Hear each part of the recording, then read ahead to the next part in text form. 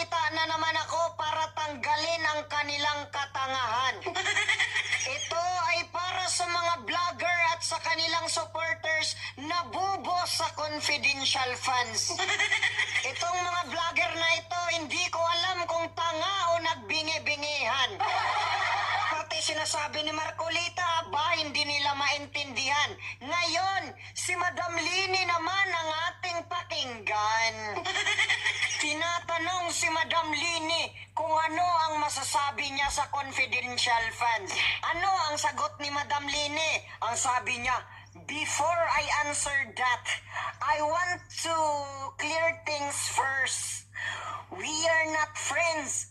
I don't like Sara Duterte, but I also don't dislike her.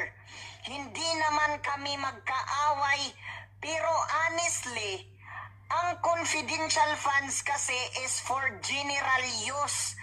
Unlike budget na may specific na na paggagamitan.